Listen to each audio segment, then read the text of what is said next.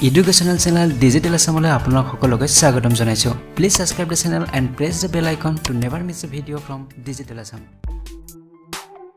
নমস্কাৰ আজি এই ভিডিওটিত আমি আলোচনা কৰিম 9 জানুৱাৰীৰ most important current affairs সমূহ আগৰ current affairs ৰ ভিডিও সমূহ যদি এতিয়াও চানে আপোনালোকে description boxত যাওক তাত লিংক দিয়া আছে তাৰ পৰা আপোনালোকে চাব পাৰিব নাইবা ওপৰত থকা আই বাটনটো প্ৰেছ কৰি আপোনালোকে সেই ভিডিও সমূহ চাব পাৰিব আৰু এই current affairs ৰ PDF ফাইল যদি আপোনালোকে ডাউনলোড কৰিব বিচাৰে তাৰো লিংক descriptionত দিয়া আছে তাৰ পৰা আপোনালোকে ডাউনলোড কৰিব পাৰিব এতিয়া আৰম্ভ কৰিছো আজিৰ current affairs সমূহ প্ৰথম প্ৰশ্নটো লৈছো 9th January is celebrated as প্ৰতি বছৰে 9 জানুৱাৰী তাৰিখটো উদযাপন কৰা হয় তলত দিয়া কোনটো দিৱস হিচাপে প্ৰথমটো আছে World Cancer Day 2 নম্বৰটো আছে National Army Day 3 নম্বৰ আছে National Voters Day আৰু 4 নম্বৰত আছে Non Residential Indian Day প্ৰবাসী ভাৰতীয় দিৱস সো ইয়াৰ শুদ্ধ উত্তৰটো হ'ব অপচন number D Non Residential Indian Day বা ইয়াক প্ৰবাসী ভাৰতীয় দিৱস বুলি কোৱা হয় 1915 চনৰ 9 জানুৱাৰী তাৰিখে জাতিৰ পিতা মহাত্মা গান্ধীয়ে সাউথ আফ্ৰিকাৰ পৰা ভাৰতবৰ্ষলৈ উভতি আহিছিল আৰু সেইভাবে এই দিনটো প্ৰবাসী ভাৰতীয় দিৱস হিচাপে উদযাপন কৰা হৈছে আৰু 2003 চনৰ পৰা এই দিৱসটো উদযাপন কৰি থকা হৈছে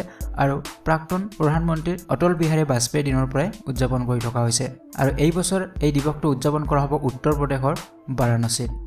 এতিয়া আইছো 2 number প্ৰশ্নলৈ Who will assume the role of interim president of World Bank from 1st February 2019 2019 চনৰ 1 ফেব্ৰুৱাৰীৰ পৰা বিশ্ব বেংকৰ অন্তৰ্বৰ্তী অধ্যক্ষ কোন হ'ব চাৰিটা অপচন দিয়া হৈছে কিন্তু ইয়াৰ শুদ্ধ উত্তৰটো হ'ব অপচন নম্বৰ বি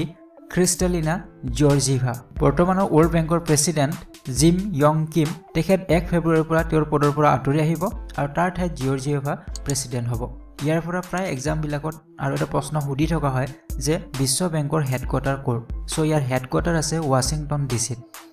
এতিয়া আছে কোৱেশ্চন নম্বৰ 3 লৈ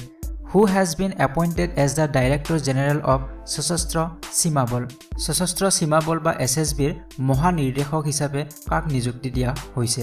অপচনত আছে RP ঠাকুৰ SS দেশৱাল কুমাৰ ৰাজেশ চন্দ্ৰ আৰু কুলধৰ শইকীয়া ইয়াৰ শুদ্ধ উত্তৰটো হ'ব অপচন নম্বৰ সি কুমাৰ ৰাজেশ চন্দ্ৰ এতিয়া আহিছো কোৱেশ্চন নম্বৰ 4 লৈ Who has joined International Monetary Fund as its chief economist in January 2019 2019 চনৰ জানুৱাৰী মাহত কাক আন্তঃৰাষ্ট্ৰীয় মুদ্ৰা কোষৰ মুখ্য অৰ্থশাস্ত্ৰী হিচাপে নিযুক্তি দিয়া হৈছে অপচনত আছে Rohini Pandey Raj Shetty Geeta Gopinath and none of the above ইয়াৰ শুদ্ধ উত্তৰটো হ'ব অপচন নম্বৰ সি গীতা গোপীনাথ ইয়াৰ উপৰি ইয়াতে আৰু এটা প্ৰশ্ন হ'ব পাৰে যে IMF বা ইন্টাৰনেশ্যনেল মনেটাৰী ফাণ্ডত শীৰ্ষস্থান দখল কৰা প্ৰথম গৰাকী মহিলা হৈছে গীতা গোপীনাথ সো এইটোও প্ৰশ্ন হ'ব পাৰে যে IMFত শীৰ্ষস্থান দখল কৰা প্ৰথম গৰাকী মহিলা কোন তেতিয়া লিখিব লাগিব গীতা গোপীনাথ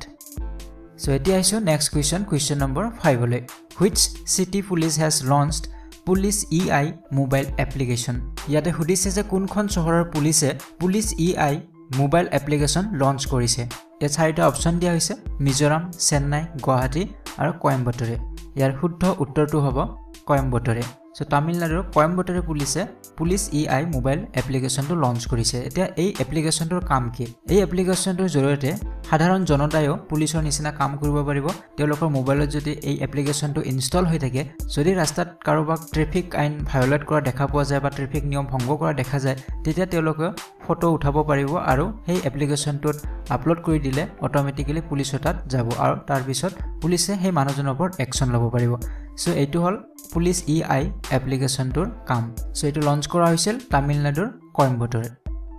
সো এতিয়া আহিছো কোৱেশ্চন নম্বৰ 6 লৈ king Muhammad of which country has abdicated after 2 years on the throne 2 বছৰ ৰাজত্ব কৰাৰ পিছত ৰজা মুহাম্মদে ৰাজসিংহাসন ত্যাগ কৰিছিল ইয়াত প্ৰশ্নটো সোধা হৈছে যে কিং মুহাম্মদ কোনখন দেশৰ ৰজা আছিল যিয়ে 2 বছৰ ৰাজত্ব কৰাৰ পিছত ৰাজসিংহাসন ত্যাগ কৰিছে ইয়াত চাৰিটা অপচন আছে Malaysia Denmark Jordan and none of the above শুদ্ধ উত্তৰটো হ'ব মালয়েছিয়া সো মালয়েছিয়াত এইটো প্ৰথমবাৰৰ বাবে হৈছে যে কোনোবা এজন ৰজাই তেওঁ 5 বছৰীয়া ৰাজত্বকাল শেষ নকৰাকে ৰিজাইন কৰিছে বা তেওঁ ৰাজসিংহাসন ত্যাগ কৰিছে ইয়াৰ আগলৈকে তেনেকুৱা হোৱা নাছিল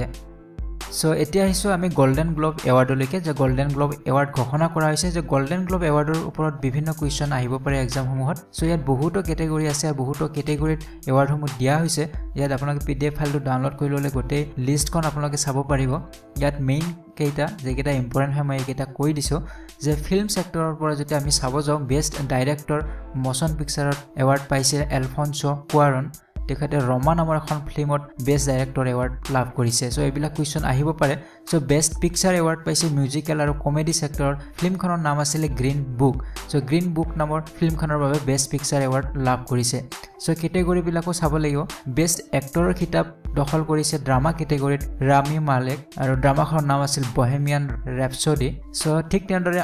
কমেডি কেটেগৰীত বেষ্ট এক্টৰ এৱাৰ্ড লাভ কৰিছে ক্ৰিষ্টিয়ান বালি ফৰেন ল্যাঙ্গুৱেজ ফিল্ম এটো ইম্পৰ্টেন্ট হ'ব পাৰে যে কোনখন ফৰেন ল্যাঙ্গুৱেজ ফিল্মে এৱাৰ্ড লাভ কৰিছিলে তেতিয়া লিখিব লাগিব ৰমা সো এনে ধৰণৰ বিভিন্ন কোৱেশ্চন ইয়াত হ'ব পাৰে সাপোৰ্টিং ৰোল বিলাকৰো কোৱেশ্চন ইয়াতে হ'ব পাৰে ইয়াতে দিয়া আছে আপোনালোকে চাই ল'ব পিডিএফ ফাইলটো ডাউনলোড কৰিব টেলিভিছন কেটেগৰীৰ ওপৰত বিভিন্ন এৱাৰ্ড দিয়া হৈছিল ড্ৰামা সিৰিজ এৱাৰ্ড লাভ কৰিছে দা আমেৰিকানছে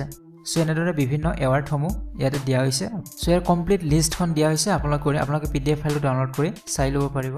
সো ফ্ৰেণ্ডছ আজিলৈ বিদায় লৈছো আজিৰ ভিডিঅ'টিত ইমানেই আছিল see you in the next one till then goodbye